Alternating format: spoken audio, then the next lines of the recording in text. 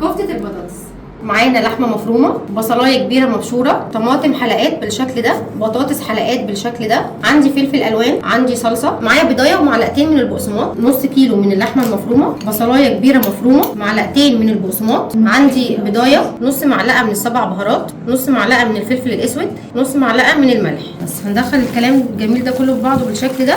يلا بينا هنشوف هنعملها ازاي. هناخد منها كور كده وهنعملها كده زي البرجر بالظبط، طبعا المقاس اللي انتوا عايزينه بالظبط. هنقعد نكورها بالشكل ده. طبعا بنسيبها تريح شويه علشان ما تفكش مننا، بس احنا طبعا حاطين لها بقسماط وبيض فهتبقى معاكي حلوه جدا. عملناها بالشكل دوت زي البرجر بالظبط. قفل بقى الصينيه بتاعتنا بالشكل ده. هاخد بطاطسايه بالشكل اللي احنا شايفينه ده، واحده من الكفته، شريحه من الطماطم، فلفل، بطاطس، لحمه، طماطم، فلفل. قفلنا الصينيه بتاعتنا بالشكل اللي احنا شايفينه ده.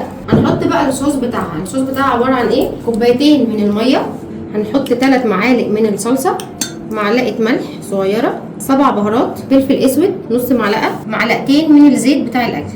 هنقلب ده في بعضه كده وندخل كل الكلام الجميل والتوابل دي، نحطها عندي كده بالشكل ده عشان اضمن البطاطس بتاعتي تستوي كويس. عملناها بالشكل دوت، وحطيت طبعا 2 فلفل سبايسي علشان تكون سبايسي وحلوه جدا. الوصفه دي نعمل جنبها ايه؟ رز بشعريه ورز ابيض، حابه تاكليها بالعيش مفيش مشكله خالص. الوصفه دي حلوه جدا جدا. هنعمل ايه بقى؟ هنقفلها بورقه الفويل كويس ونحطها في الفرن. هقفلها كويس، هنحطها في الفرن على درجه حراره 180 ونتابع مع بعض الصينيه بتاعتنا. وبكده نكون طلعناها من الفرن بالشكل اللي احنا شايفينه مع بعض ده. يلا بقى نحطها مع الرز البسمتي اللي احنا عاملينه. بصوا حلوه ازاي ومستويه كويس جدا. جربوا الوصفه هتعجبكم جدا. يلا نقدمها مع بعض. بتتقدم بالشكل ده. عايزه اقول لكم كل حاجه مستويه واخده التسويه مظبوطه.